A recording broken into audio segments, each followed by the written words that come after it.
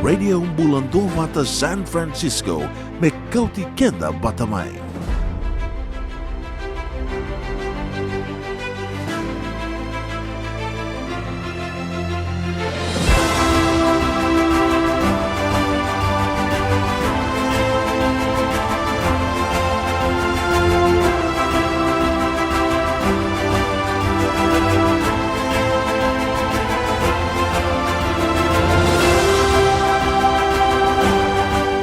Pinakani sambula pinakatalmay na warong tingmay na singabinani kuwa yung lendua maramani matuku ka bagay kitiku bolingwa na levo California Amerika au takdaka ka wingaraviti ko baka caregiver ya sala katiko manidula mani tukuna biawo mbuningone na mbuningone ngaraba mi ulako leidula wa lomar rua na dona ngauna ia aungai baka samataka ni ke baka ona senga ni ngoma na idula ki wase anga talanga ni nakaka ia au babinu nakataka ni baka tulewa sa baka tulewa kina au sama ni ngoma kina na idula kasa ya kina kibia au mi undundo na nongu beto saki na nongu Amerika na nongu reida ni sa baka ngalala mikina na nonda bito seki tumbeleta na matingo na COVID kaunita kanina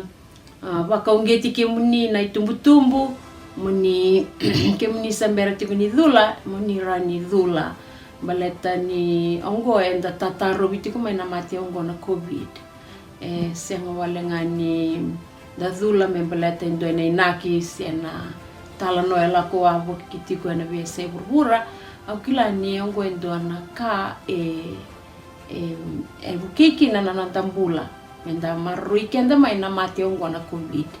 ka rao talenga kina beir na ngone mersana razula na ngongo ena bonongo Amerika rasati ke buzula mai na ngone ka unitaka ni rasana ya talenga mai dona ngauna mai viti ersana leizula talenga ni kino irna lubenta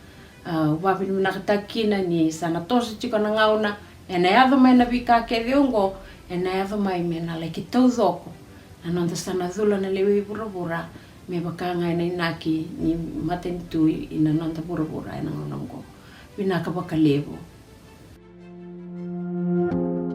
ena raumbeka ni wakalenga na idula ni tatarov ni COVID-19 na nona tumbur na lubengu se na nona wakalubeni ena ngono mai muri. How will getting the COVID-19 vaccine change my child's experience with social, academic, and sport activities? When young people are vaccinated against COVID-19, their families can feel even safer as they return to in-person learning, socializing, and the school activities that they enjoy. As a pediatrician and a mother, I've already seen the positive mental health benefits of vaccinations on the teens who have suffered stress and isolation during the pandemic. Una na rombe ni balenga na idula ni tata robi ni COVID-19 na nona tumbu na lubengu ke na nona baglubeni en ngauna mai muri. Ina kerupeni mai so mutalitiko na patataro gori en do na buni wai kan do bakandiki ava na matendewa California Dr. Erica Penn watingo na kai mai bakarita tiko koya ni saba kantina dina taki ni senga ni dona idula ni tata robi ni matendewa se vaccine wakalenga na nona rao ni bakalibeni dona elewa se tangani oka kinongo ira na milioni na elewa karasama idula o titiko na idula ni tata robi ni COVID-19 bakarita ko koya ni bukia sarva kalewu na nonra toso na nonra pula torodaki na tambangone o ya na kena sa tika butale me dollar na vi toseaki tika butale na buli na vi korbi buli kasara hotel ngakina me relaki ve mali wai lawa kabaki tabi na gito ke na vi porokara butale sorupeni. Oh, itu toka sarang bali berarti ni kelas dona kan na lebu ni bitalo na taki ni dulang ko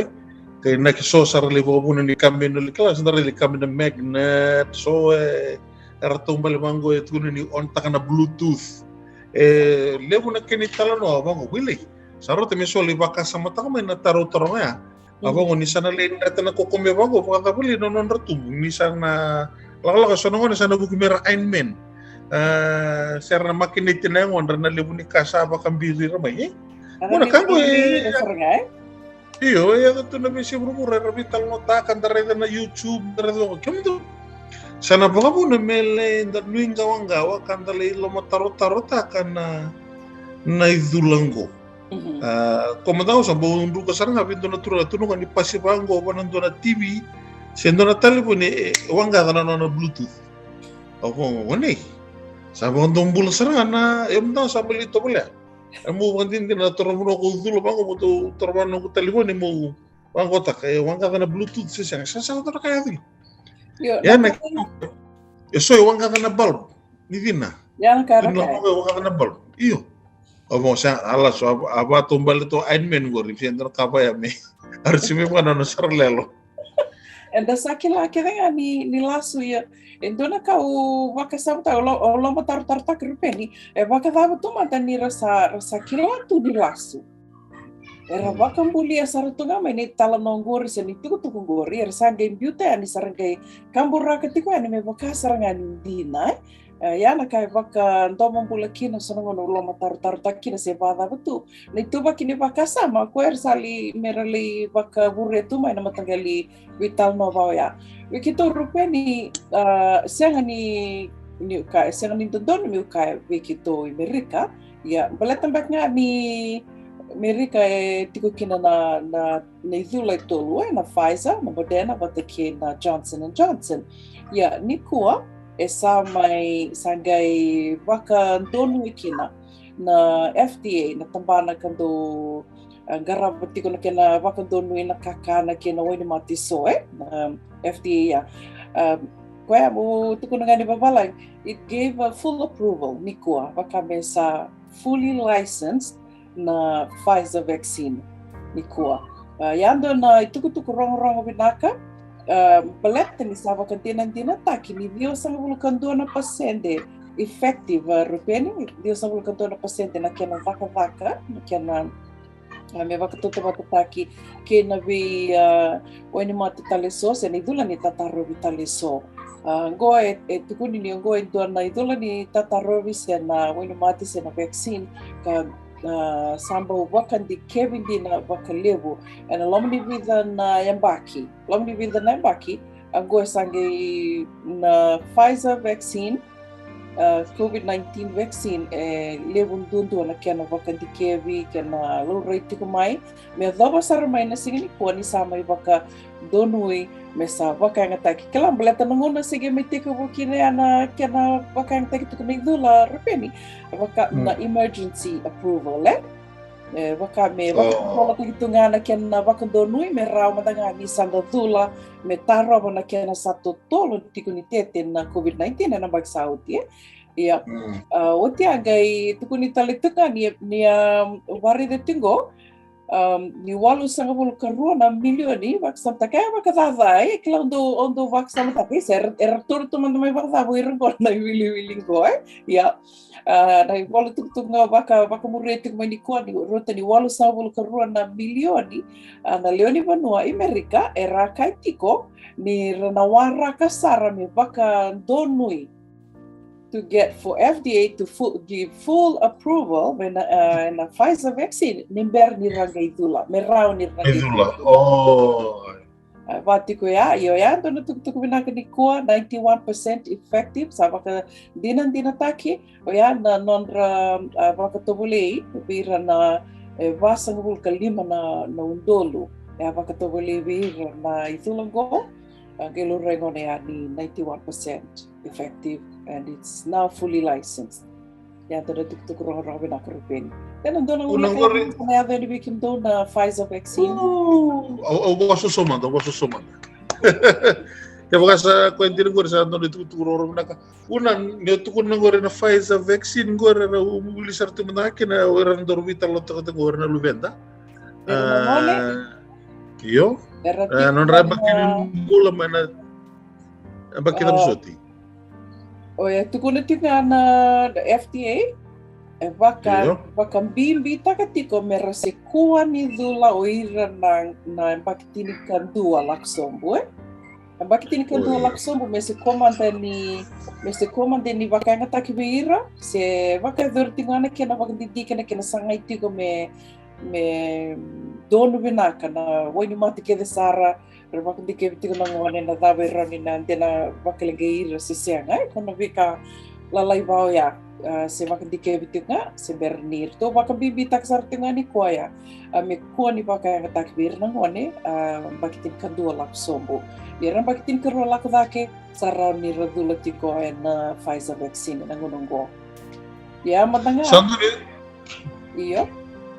So ka sanduli turun romina sargor ke bakasa arto bandita kana LT usod sin LT na FDA. No FDA. Ni usod sa au tuguna tala no to tambana na matambos ni vito sa kena no to bonua. Arto na FDA esa do san ritu turun romina ka bakarto sa bandita kasi ni sa kwente ng gorin ni arto kati ni sa Dios ang bulukan 2%. Nanon to bi bandita kerto sa sulikena na itonga se dama bega kena bos ta na set pa itaki ni sa kwente ng gon na wani mate ni tata Robi ni mate dewango na COVID-19 santo sa ritu turun romina ka gorin au klanin sa nintende sento no nalaga mengori sana kami nanondo konongo kemi misana mai kalunga tatala kinabirna selo lomo rotiko se dengu tarotiko no lomandra meradula se senga se era se pembati ko patekir non relenu mata bubale o bombota ke vakansa na bande itamengo FT mai Amerika nerto umbulia mai to na kenanda o ken balembala sana via sana bebe ndo makasar beke me bitilele borsana dula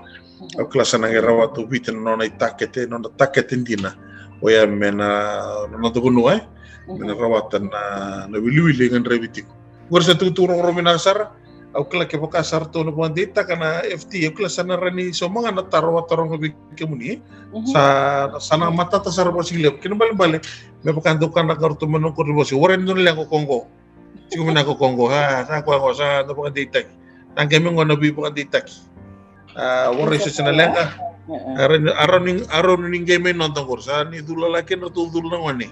aron ning game non ta sa kwa sala ngoro da wara kachiko sa ron do game na may sota kir na biokan ni sa tiko na bi may proto ni FDA balasan sang certificate kami na tumbu daw bi susulo mo lang katigit kung baleter na ngone kaya bukan walang gano no tumbu si wara sa bi bandita isarango nakangam na nakakapaman sa nanawal nga ni merlidula or natiko ko nang bakin bulan nga mer tawra na idulong ko ya natini karuala ko take wate laki no weekenda ya bombo tani na kurito nga ni vitala no no weekenda to manda na lube ni bonongo i bikimami menda ndo ngunu batala tunga na ndo wini bate ko biti mela ko batu tunga mer ni ko bina tunu so tinya ngo meta ka bina kinora tu faisa sebebe waya na ngunu la abir na ngone mi kuni dengu ngai tunga rakala li waya bato na kanimadake ngai tunga na kanimadake Waka tunga na wini madake la ko tunga na wini madake me didi ngano na leni faisa didi ngama na leni wini madake me orongo na taka bata betoro ngane bira we kundo na biba ko kota kendo biba kandita biba ko kota gitu na la na kaboya biba kandita ko kandua Kage sa samba itu iyo pambibir na mati bulang Dino to bako Ito tal na dona itu kutuku rupe ni kwa maro takikina ni kwa maro takikina pakalia na kena na ni sami vakame ukatu migor sambi to ni tonga se samai na stampa berkair nda kai samai tuki iyo wakanditaki ni na Pfizer vaccine na duli tatarobi ni COVID-19 na Pfizer bulata ni na loma ni ndonga na mathago waksam takarupe ni loma ni ndonga na mathago endona na rawalo sa ngulu na undolu na ngone ito vira na COVID-19 100,000 and a loma nga nindo na mathaw esa nto na to mani wili levo yun ito tukuna tingo na ngone ya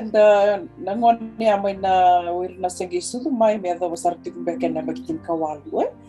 kene bali siti baki tini karua kina tini kawalu kor sempera tik ni dula baleta ngona ngani rase senga tik ngani ni rase baka titinga tik ngai so ya donan rawalu sang bulu non dolu na ngone mai tubira na COVID-19 ni Amerika e lomaning doanga na matawa ya na wili lebu rupeni en donan dolu donan raw tolu sang bulu kabitu non dolu na kisi en dona singa ya na COVID-19 oira rasenge usutia oira rasenge mai tubira tiko na COVID-19 and Allah mani dona singa 137,000 new cases koya senga ni ese kila menda kakua ni wako wele takarupeni me menda beba kongeti tenga kenda na itu case sembani ese buru ravanga da tigo kina esa kambimbi menda lakwan menda lidu lambaleta ni na tango makikenda tango makira baka le besar nangone en baka bukeira me baka madala tabati ko buniwai ni na bukeira sar nonra tumbu ke na no ki ro mai vital no tiko ni kina na vika eroni baka lengana non rambula nangone me ngona go oira ratu virti ko mai lagu ro mati ko ngona dren nangona go en erna vakilatu na kena mawe en non rambula na non racing ni mataka ersena vakilatu na mawe ni vika so en la ko duro mati ko COVID-19 wala ko to na ngone mi nato iyo na ngone mi nota era bulu binaka uklase rombengan ngone resengai kawe me balengai non rumbula ususen seronga den dono iyo dombengan ngone sengon lele sara to ngone lewa bakitini kawono ka balengai talanga na matena COVID-19 ususen talise ronga men totale balengai non rumbula na bukuni matengo kime marotati ni tarir tanga boleh buran sangga sada ke warna yanda baki ulu sang pulau daki baya kime misa maru ya rasaraki nana ni mami angkasa maru tango maki minakan buku ni maten jawanggo aya kambimbi kime kime madang abiti meka kuso chele belokaki balatini tos talangan mati kan rano kotele talangai bali biru madang na sadu lo tiborua era serawanga ni ra kau teboteke re kotele sutali bala na mati Paya kambing binti na me kosa china bi boso ngone batan dinanga ni sate ko buta tondol baka malwa na be to soake to sene woni baka tambu ye sitiko ngana reriko don me sendar makitiko matanga na matubulo biya wakitiko kono baka songo ne bata kan kambing bi me tariti ko ni dulu na matabu bali to dok sanga ni so matabu bali to dok paya sanga itiko mikema mi dulu to dok balata na babungeti salate ko na sana keritiko monidula morano ni tango maki ke munikina ni mate ubale na muni tiko na woni mate esa nindo na Canada balate bebo ka sa borita guru sa bibo kan di teke man FTV ya kani bibo kan bulai na woni mate sala ko tiko Ora tuku mai na California Department of Public Health na tambana ka garabati ko na ituba kinimbula raramba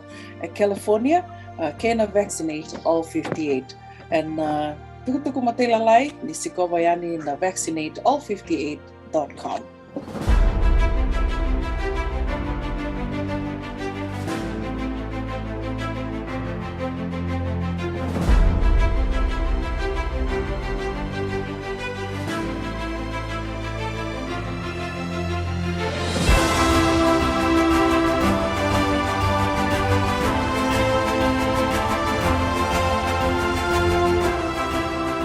Radio Bulan Dua Mata San Francisco, Mekauti Kenda Batamai.